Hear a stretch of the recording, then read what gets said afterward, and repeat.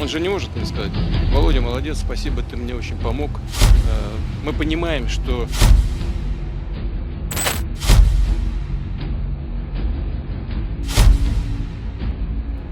หลังจากที่ประธานาธิบดีโจไบเดนแห่งสหรัฐใช้คำรุนแรงด่าประธานาธิบดีวลาดิเมียร์ปูตินแห่งรัสเซียว่าเป็นคนบ้าสารเลวหรือ Crazy Soft ระหว่างปราศัยหาเสียงในงานระดมทุนที่นครซานฟรานซิสโกเมื่อวันพุธขณะที่สหรัฐเตรียมออกมาตรการคว่ำบาตรรัสเซียเพิ่มเพื่อตอบโต้การเสียชีวิตของอเล็กซีนาวานีคู่ปรับคนสำคัญของปูตินไบเดนระบุด้วยว่าแม้ภัยคุกคามจากสงครามนิวเคลียร์จะยังมีอยู่เสมอแต่เป็นสิ่งที่อันตรายต่อความอยู่รอดของมนุษยชาติจริงๆก็คือความเปลี่ยนแปลงของสภาพภูมิอากาศไบเดนกล่าวต่อคณะผู้บริจาคกลุ่มเล็กๆว่าภูมิอากาศคือภัยคุกคามความอยู่รอดอย่างสุดท้ายเรายังมีคนบ้าสารเลวอย่างปูตินและคนอื่นๆอีกและเรายังต้องกังวลเรื่องสงครามนิวเคลียร์อยู่เสมอแต่สิ่งที่คุกคามความอยู่รอดของมนุษยชาติจริงๆก็คือเรื่องสภาพอากาศทั้งนี้ไบเดนเคยใช้คำสบถสารเลวกับบุคคลอื่นๆมาแล้วก่อนหน้านี้เช่นเมื่อเดือนมกราคมปี 2022 เขาเคยใช้คำดังกล่าวด่าผู้สื่อข่าว Fox News ประจำทำเนียบขาวอย่างไรก็ดีเป็นที่รู้กันว่าไบเดนมักจะพูดนอกบทอยู่เรื่อยๆระหว่างร่วมงานระดมทุนหาเสียงเลือกตั้งและสิ่งที่ทำบ่อยที่สุดในช่วงไม่กี่เดือนมานี้ก็คือการโจมตีจีนพรรครีพับลิกันหรือแม้กระทั่งพันธมิตรอย่างอิสราเอลจากกรณีการทิ้งบอมโจมตีฉนวนกาซา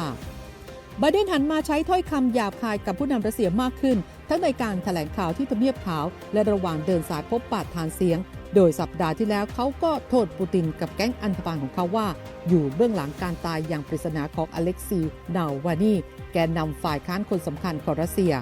ครั้งนั้นไบเดนหลังจากทราบข่าวการเสียชีวิตของนาวานีเขากล่าวว่าเราไม่รู้แน่ว่าเกิดอะไรขึ้นแต่ไม่ต้องสงสัยเลยว่าการเสียชีวิตของนาวานีเป็นผลมาจากการกระทำบางอย่างของปูตินและแก๊งอันธพาลของเขาแน่นอนไบเดนระบุเมื่อวันอังคารว่า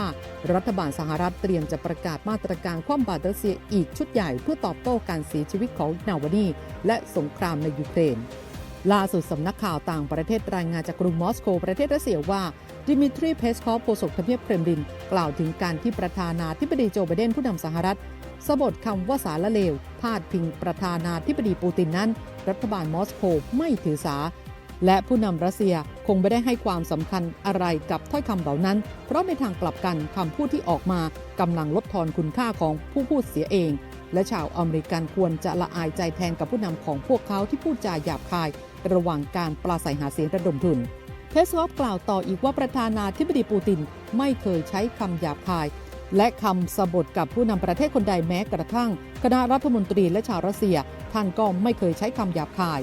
นอกจากท่าทีดังกล่าวของประธานาธิบดีสหรัฐนั้นไม่ได้ทำให้ตัวเองดูดีขึ้นและน่าชื่นชมเพื่อเรียกคะแนนนิยมจากชาวอเมริกันแต่เป็นการลดทอนคุณค่าของสหรัฐเองเท่านั้น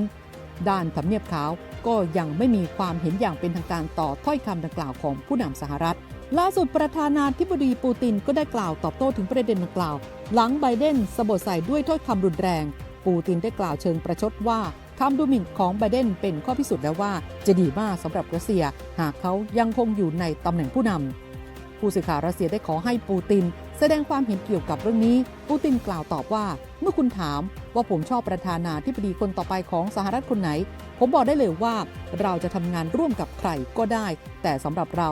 รัสเซียไบเดนดีกว่าซึ่งดูจากสิ่งที่เขาพูดแล้วผมพูดถูกจริงๆปูตินกล่าวต่อว่านั่นเป็นปฏิกิริยาที่เหมาะสมต่อสิ่งที่ตัวเองพูดไม่ใช่ว่าเขาสามารถพูดว่าทำได้ดีมากเราเข้าใจสิ่งที่เกิดขึ้นในแง่ของการเมืองภายใน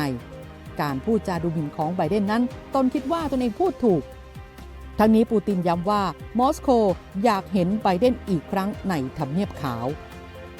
อย่างไรก็ตามไบเดนเคยใช้ถ้อยคำเสียดสีรุนแรงพาดพิงผู้นำรัสเซียมาแล้วหลายครั้งย้อนกลับไปเมื่อปี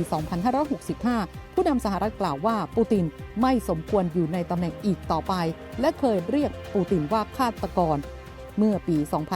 2564 ซึ่งตอนนั้นทำเนียบเครมลินเผยว่าไบเดนได้โทรศัพท์สายตรงถึงปูตินในเวลาต่อมาเพื่อชี้แจงการใช้คำพูดดังกล่าวมาร่วมสนับสนุนท็อปนิวส์นำเสนอความจริงได้แล้ววันนี้เพียงกดปุ่ม Super Thanks แล้วเลือกจำนวนเงินตามที่ต้องการได้เลยครับขอบคุณครับ